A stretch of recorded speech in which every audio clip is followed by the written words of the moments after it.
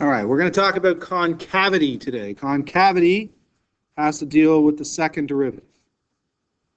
And there's two situations. A curve can be concave up, so it looks like it's concave up from A to B or on the interval from A to B. And then it's concave down on the interval from B to C, so between points P and Q. And then once again, it looks like it's concave up from C. There's no arrow on that, so instead of saying from C to infinity, maybe I'll do that. From C to infinity, concave up. Concave up is when the second derivative is a positive. Concave down is when the second derivative is a negative. Concave down kind of looks like a frown. Concave up is a smiley section, we'll say. So if the second derivative is positive, your curve is concave up. If the second derivative is negative, your curve is concave down. So what we're going to do in this section is exactly like what we did in the last section when we were doing our intervals of increase and decrease and our maximums and minimums, only we were working with the first derivative last section. This time we're going to work with the second derivative. Cool? Another way to remember if a curve is concave up, look at all the tangent lines here. They're drawn below the curve. The curve is above my tangent line, so it's concave up. Vice versa, if my curve is below my tangent line, so on this section, all of those pink tangent lines are above the curve, or my curve's below those tangent lines, so it's concave down. And here's the theory behind it. If f double prime x is greater than 0, positive, then the graph is concave upward. If f double prime x is less than 0, that means the second derivative is a negative. We say the curve is concave downward on that interval. There is a point of inflection, or an inflection point, anywhere the second derivative changes signs. So with the first derivative test, if it went from positive to negative at a critical value, you had a local maximum. If it went from negative to positive at your critical value, you had a local minimum. If it didn't change, if it was positive, positive, or negative, negative, that was no max or no min. In this section, if it goes from positive to negative or negative to positive, the second derivative, that is, then we have what's called an inflection point. All right. It says determine where the curve y equals x cubed minus 3x squared plus 4x minus 5 is concave upward and concave downward. Find the points of inflection. So what we are going to do in this section, it doesn't ask about intervals of increase and decrease. It doesn't ask about maximums and minimums. So I'm going to blow right past the first derivative.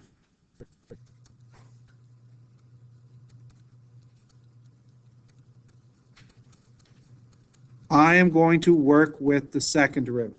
I do need to find the first derivative, though, so I can get the second derivative. So take a minute, copy this down, and then we will work on our intervals of concavity. And today's worksheet is only going to focus on concavity. Sorry, yeah. You did. That was in sync. Just like the boy band, Beaver.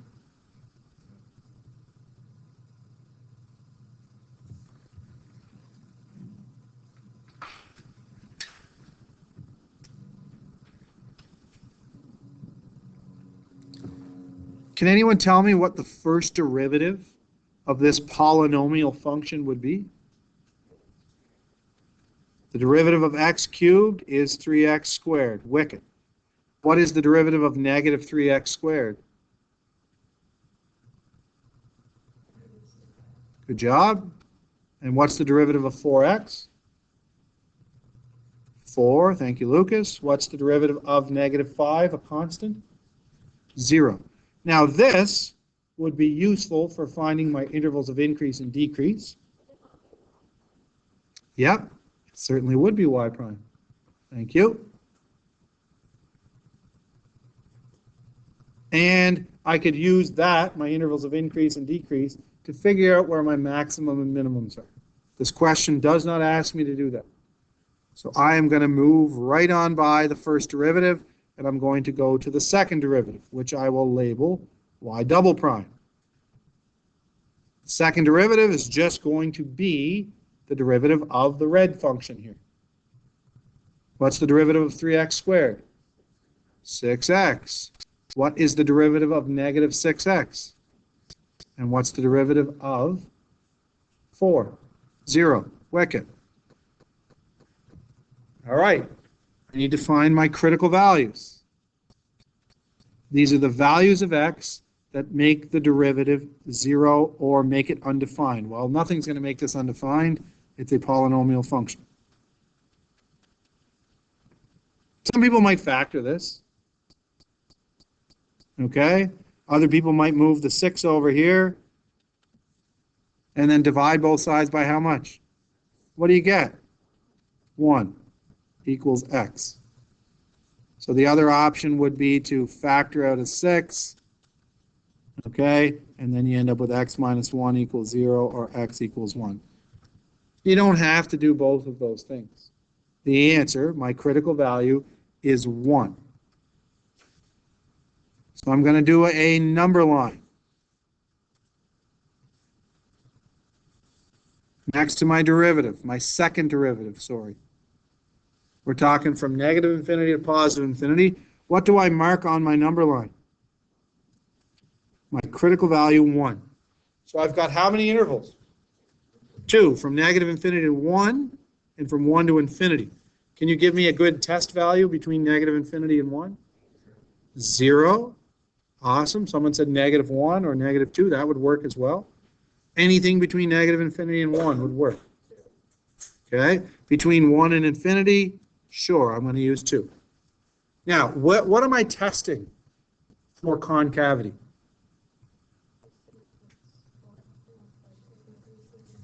Not increasing or decreasing. That's the first derivative test. I want to know, what does this say? F double prime x or y double prime? Okay, so I'm testing the second derivative. That's what I want you to notice here. I want to know if the second derivative is positive. If so, it's concave upward. What if the second derivative is negative? So what should I test? The second derivative, Lucas. Great. So where am I filling the 0? And for x, 6 times 0 would be 0. 0 minus 6 would be what? Negative 6. That means the second derivative is negative. And if the second derivative is negative, what do I say? It's not decreasing. Yeah, your function is concave down.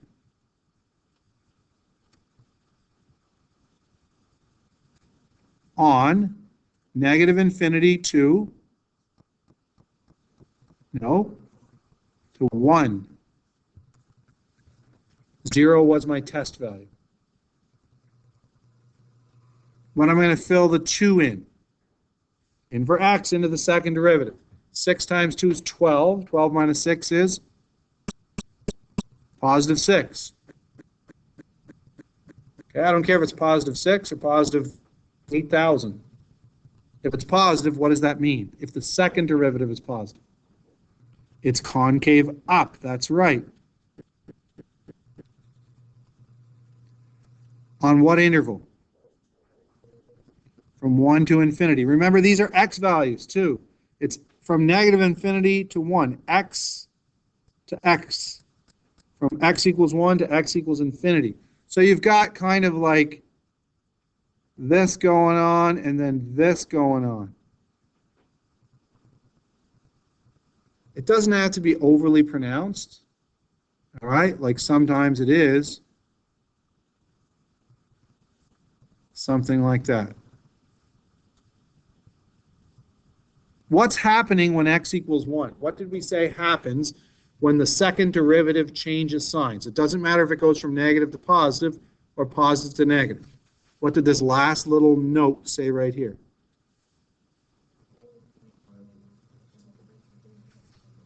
So there's a point of inflection at any point or any x value where the second derivative changes sign. So where does the second derivative change from negative to positive. That's right.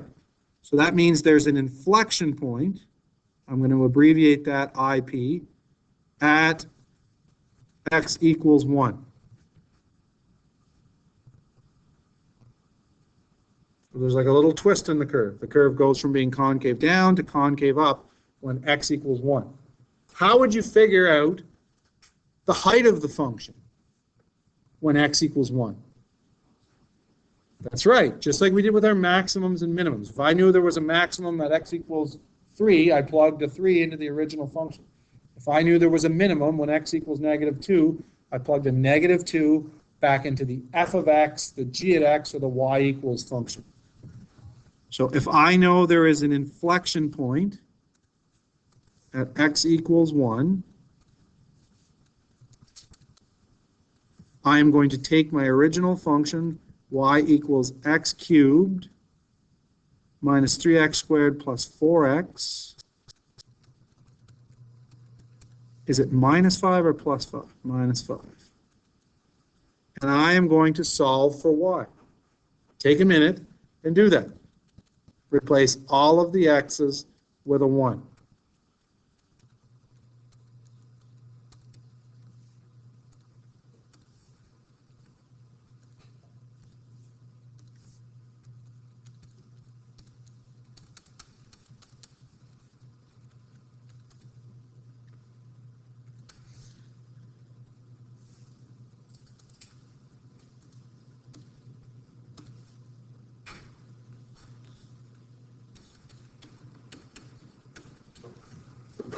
Now this is a point. That's x. That's y. Do you agree with that math? 1 cubed is 1. 1 squared is 1 times negative 3 would be negative 3. 1 times 4 is 4. Minus 5. So I have 1 minus 3 plus 4 minus 5. 1 plus 4 is 5. Minus 5 would be 0. 0 minus 3 is negative 3. So that's not an interval. It's not from x equals 1 to x equals negative 3. That's an actual point on the curve. I would go 1 unit to the right and down 3 blocks, and I would have a little twist in the curve. That's where my curve would change concavity. It would be going from concave down to concave up. Cool? Easy enough? All right. Here is another question we can try together.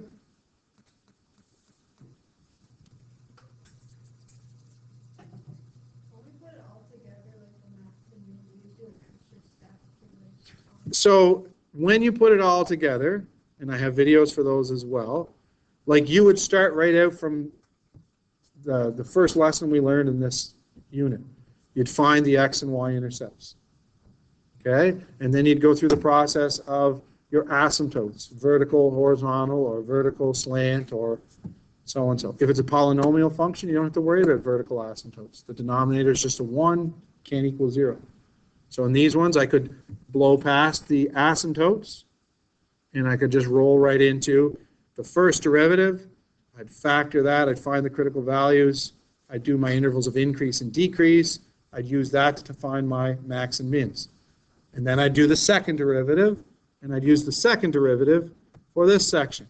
I'll find my intervals of concavity, and wherever it switches from being concave down to concave up, or concave up to concave down, I have an inflection point. Cool? All right.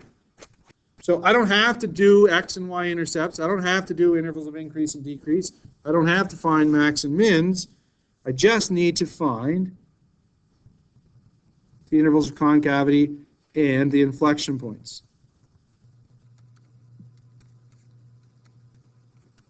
So what do I need to work with if I want the intervals of concavity? Which derivative? The second.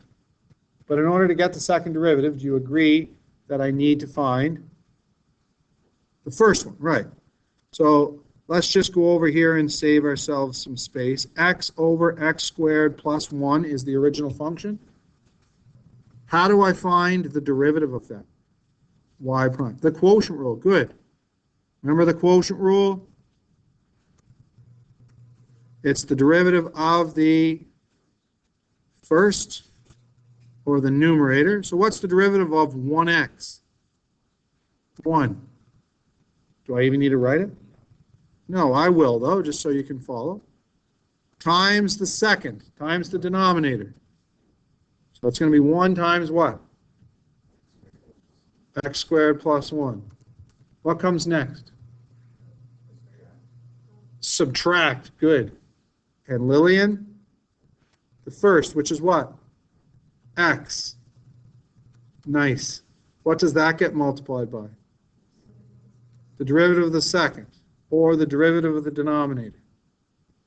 What's the derivative of x squared? 2x. So it gets multiplied by 2x. What's the derivative of 1? 0. What's it all divided by? X squared plus 1 in a bracket to the power of 2. It's all divided by the denominator squared. So I'm going to work this out. Y prime is going to equal x squared plus 1. What's this going to equal?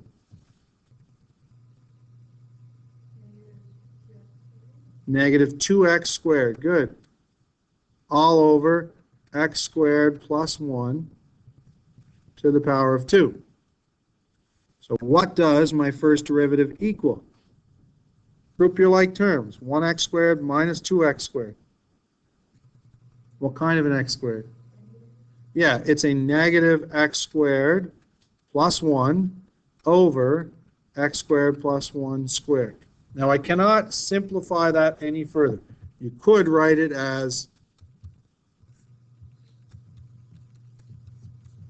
this would work. But I can't cross that off with this and this with that. Cool? That would be used for finding my intervals of increase and decrease, and then that would help me with my maximums and minimums. The second derivative, that's the derivative of this.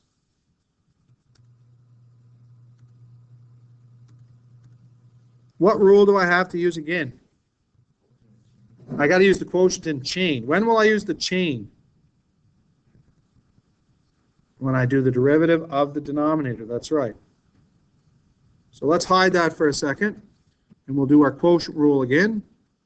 What is the derivative of the numerator? What's the derivative of negative x squared? Negative 2x. What's the derivative of plus 1? 0. So negative 2x. That's the derivative of the numerator. Multiplied by the denominator. Not the derivative of the denominator, just the denominator. So I am literally going to type or write x squared plus 1 in a bracket to the power of 2.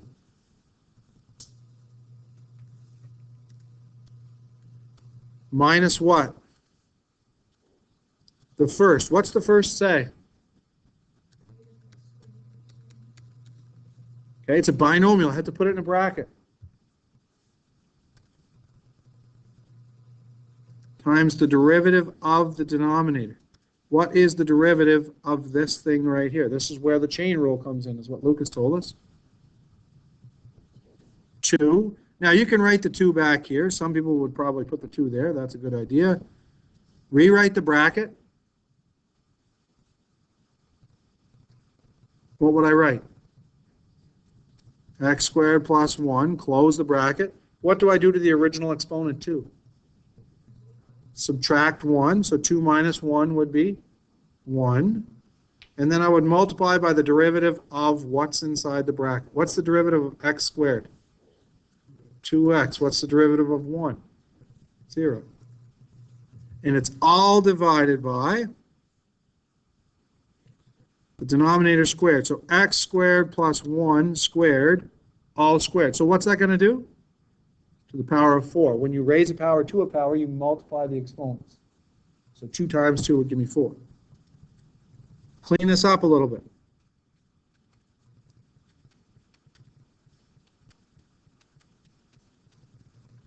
This is going to be 2 times 2x.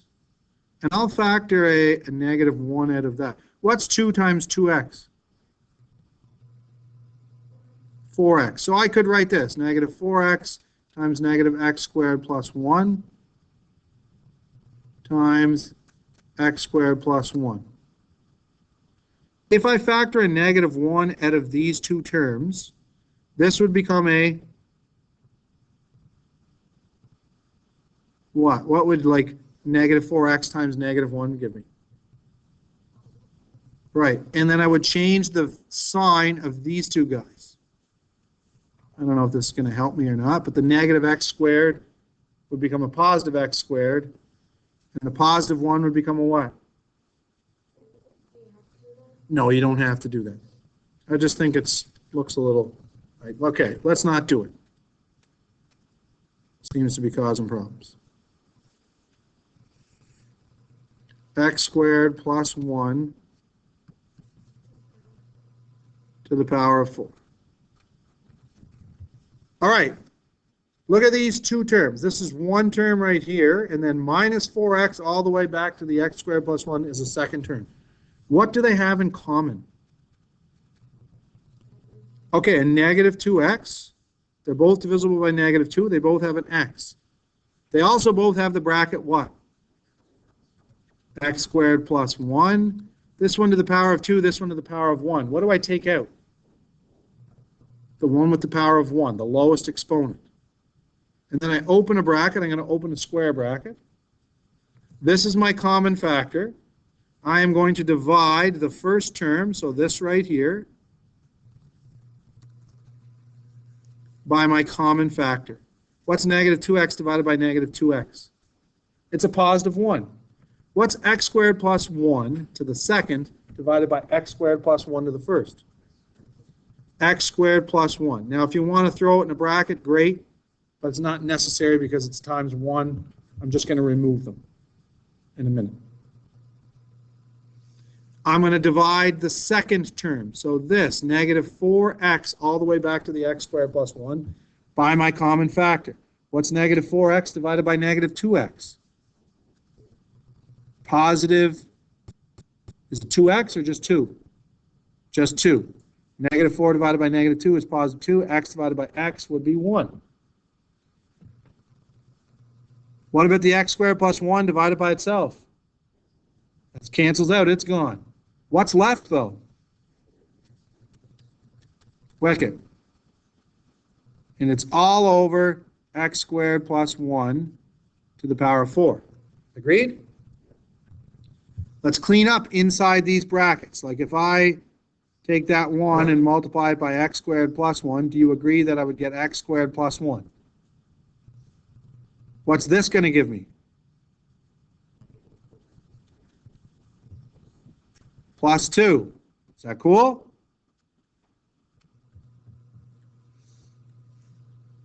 And then I'm going to end up with y double prime equal to negative 2x times x squared plus 1 to the first. What would this work out to be inside these blue brackets? What's x squared minus 2x squared? Negative x squared. What's 1 plus 2? 3. That's right. It went silent there on me. All over x squared plus 1 to the fourth. Now I'm going to do what I said I was going to do initially, just to clean this up a bit. Do you agree that I could factor a negative 1 out of this bracket right here? And what would that become? What's negative x squared divided by negative 1? Positive x squared. What's positive 3 divided by negative 1? Negative 3. So that negative 1 could get multiplied by the negative 2x. It would make a 2x. Right? A positive 2x, and then I have an x squared plus 1, and then I have an x squared minus 3. And it's all over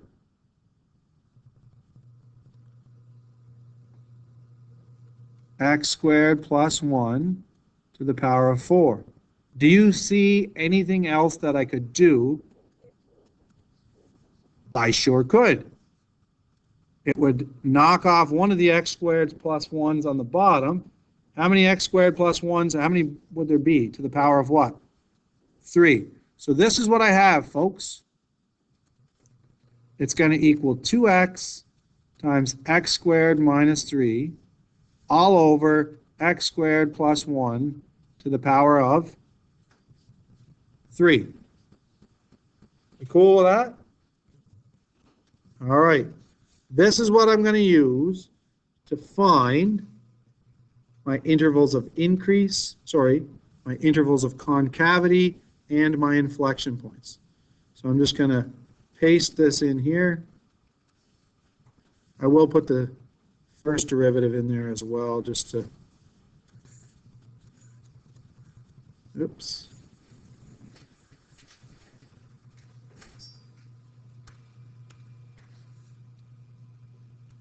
Copy that and throw it in here. So there's the original function, the first derivative, the second derivative. The second derivative is what I need in order to find my critical values, or to find my intervals of concavity. So for the critical values, I'm going to take the numerator, each factor in the numerator, and set it equal to 0.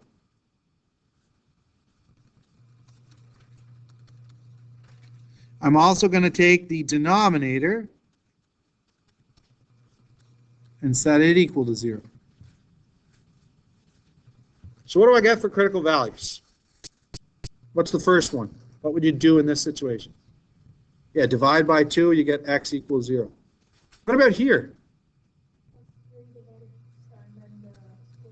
That's right. I'm going to add 3 to both sides.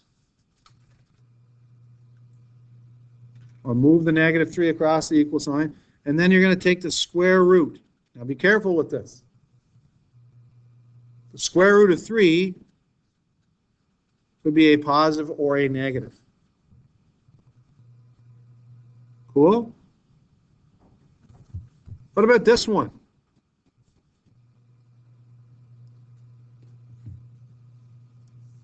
How would you get rid of the cubed?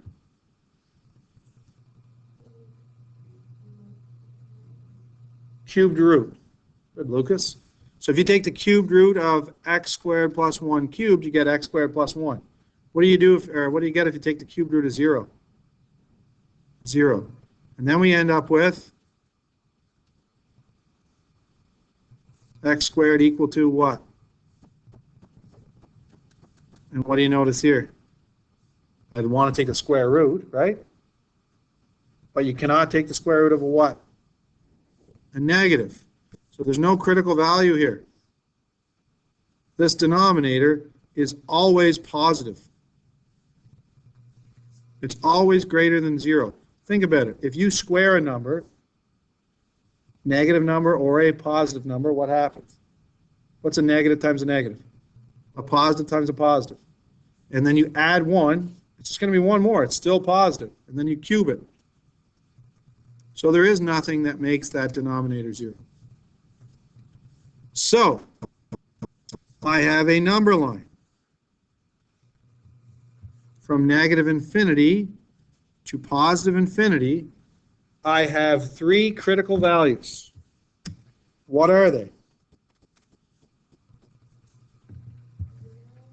0 is going to go right in the middle.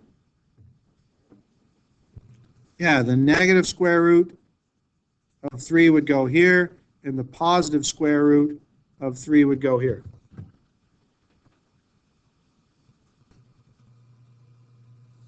Can someone give me a number between negative infinity and the negative square root of 3? What's the square root of 3? Ballpark. What's the square root of 4? 2. So it's like 1.73, negative 1.73. So would 1 work?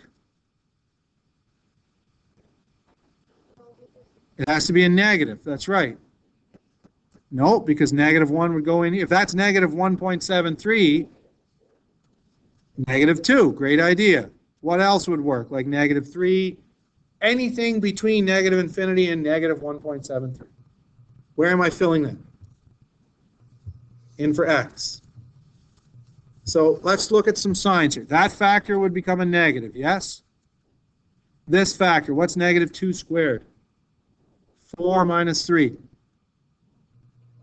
It's a positive 1. Good. What about this? We said it's always going to be what? Positive. What's a negative times a positive? Divided by a positive. Negative. Now what does that mean? What does it say about your function? Yeah, it's concave down. CD on. What's the interval it's concave down on?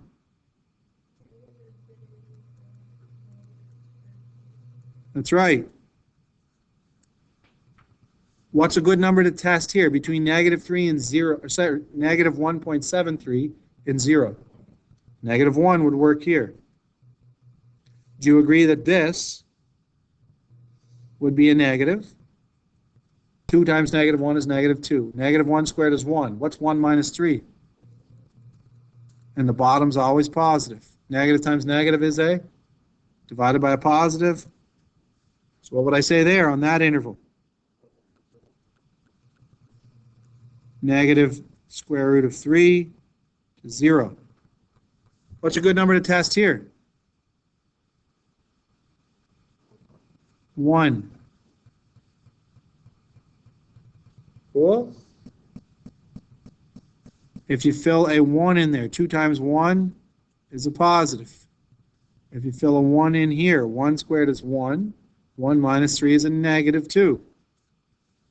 The bottom's always positive. What happens here?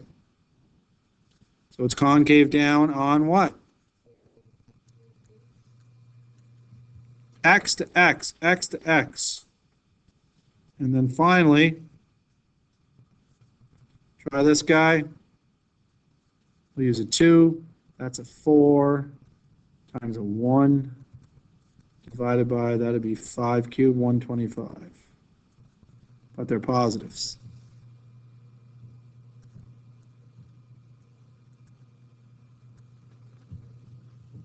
Where do I have inflection points?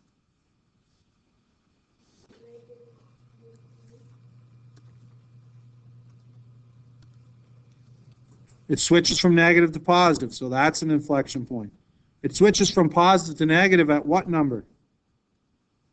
0.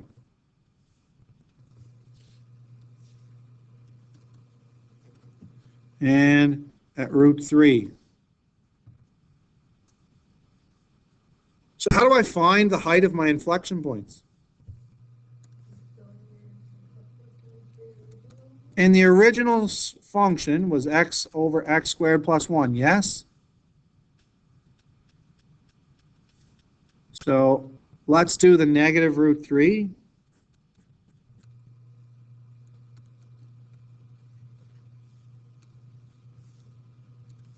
Y is going to equal negative root 3.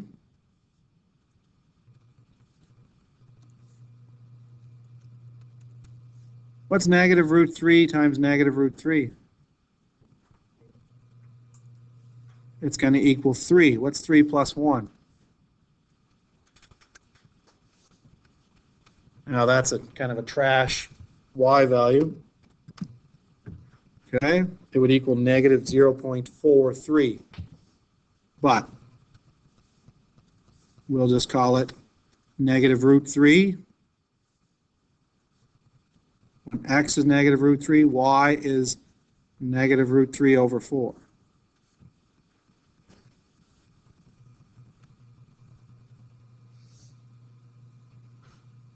Where's the next inflection point? At 0.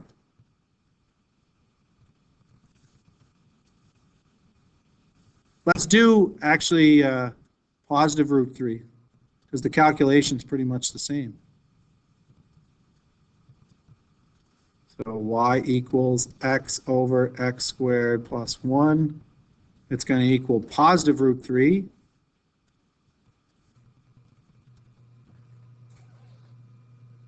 What's root 3 times root 3? 3 plus 1.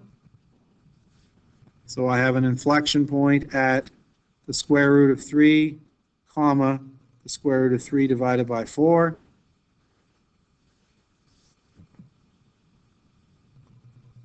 And where's the last one? That's 0.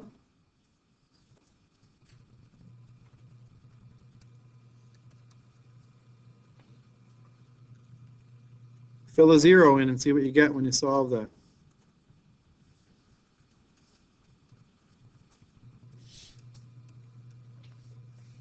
So y equals,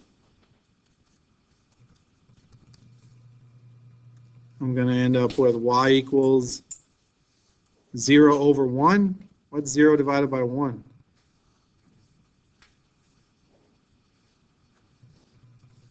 So 0 comma 0 would be an inflection point as well.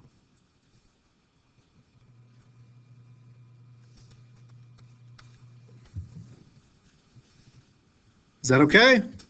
There it is, full screen. Only focusing on intervals of concavity and inflection points on today's worksheet. So you have 3 inflection points.